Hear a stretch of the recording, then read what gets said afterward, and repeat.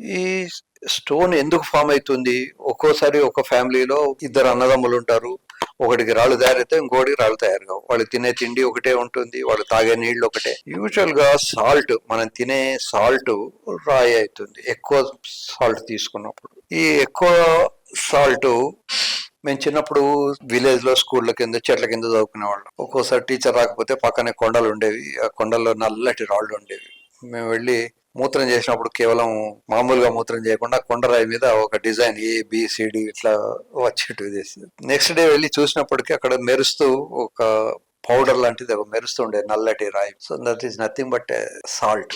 ఈ సాల్ట్ ఎక్కువ అయినప్పుడు రాయి తయారవుతుంది, సాల్ట్ కొద్దిగా ఉన్నప్పుడు వస్తుంది. నిజానికి మనకు సాల్ట్ వేసుకోవాల్సిన అవసరమే లేదు. ఇప్పుడు ఆవులు ఉంటాయి, గేదెలు ఉంటాయి, పశువులు ఉంటాయి, పక్షులు ఉంటాయి, అవి ఏవి సాల్ట్ తినవు. మనుషులు మాత్రమే మనం సాల్ట్ తినడం నేర్చుకున్నాం. మనం తినే తిండిలోనే అవసరమైన సాల్ట్ ఉంటుంది. పళ్ళల్లో, కూరగాయలలో కొంచెం సోడియం, పొటాషియం ఇట్లాంటి ఎలిమెంట్స్ ఉంటాయి. కానీ మనకు రుచి కోసం అని సాల్ట్ ఎక్కువ తినడం అనేది అలవాటు చేసుకున్నాము. ఎక్కువ తిన్న సాల్ట్ కిడ్నీకి వెళ్ళాలి, కిడ్నీ నుంచే రావాలి. ఈ లోపల అది మనకు బీపీని పెంచడము ఇట్లాంటివి కూడా జరుగుతుంటాయి. విపరీతంగా నొప్పి వస్తుంది. ఎంత నొప్పి వస్తుంది అంటే కాన్పు నొప్పి అంత నొప్పి వస్తుంది. ఈ రాయి కదిలినప్పుడు. కదలకుండా ఉన్న రాయి వల్ల నొప్పి రాదు, రాయి కదిలినప్పుడు నొప్పి వస్తుంది.